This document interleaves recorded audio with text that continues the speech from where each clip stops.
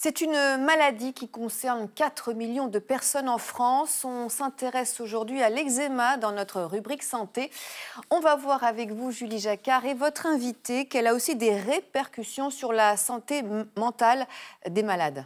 Et oui, Carla, car l'eczéma est une maladie visible qui se caractérise par des plaques rouges sur la peau et des démangeaisons. Mais si, je vous le rappelle, elle n'est pas contagieuse, cette maladie n'en reste pas moins discriminante. Plus de 2 adultes atteints d'eczéma sur 3 avouent avoir été stigmatisés pendant leur enfance, sans compter que cette maladie peut engendrer un sentiment de honte, un isolement, de l'anxiété, avec un risque accru de dépression. Regardez, 40% des femmes et 30,5% des hommes atteints d'eczéma atopique ont un risque de faire une dépression. Bonjour Céline Lebivic. Bonjour. Alors vous êtes psychologue clinicienne dans le service de dermatologie de l'hôpital Saint-Louis à Paris. Quels sont les liens entre eczéma et santé mentale ?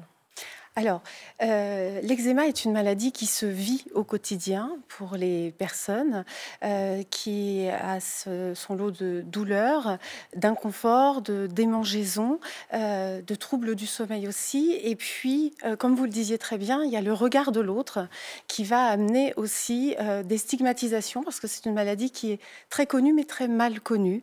Et du coup, il peut y avoir une volonté de repli sur soi, de vouloir se cacher ses marques, cacher ses plaques, et qui peut aller jusqu'à de l'anxiété sociale et de la dépression. Alors comment faire pour mieux vivre avec cette maladie? Quels sont vos conseils pour préserver sa santé mentale?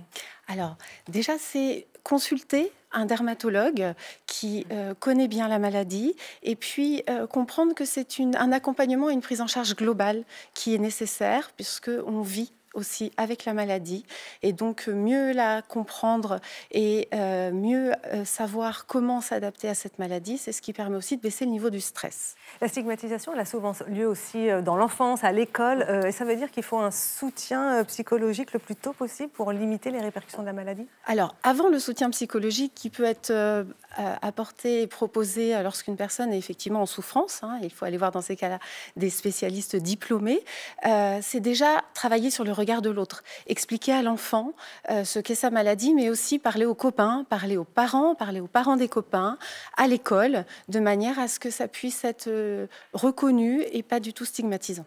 Et enfin, on sait que le stress a un impact sur l'eczéma. Quels sont vos conseils pour éviter justement ce stress aux personnes malades? Alors effectivement, le stress peut déclencher l'eczéma, peut l'aggraver aussi, et donc une bonne hygiène de vie, un bon sommeil, mais aussi faire des activités qu'on aime, des activités qui ressourcent, des activités qui font plaisir. Et si c'est difficile, c'est important aussi de sortir de l'isolement et d'aller voir des associations comme justement l'Association française de l'eczéma, et de rencontrer d'autres personnes. Oui, merci beaucoup Céline Lebivic d'avoir répondu à mes questions. Et justement, si vous aussi vous êtes malade, sachez que samedi, plusieurs ateliers et conférences auront lieu à Paris. Rendez-vous sur associationeczema.fr pour plus d'informations.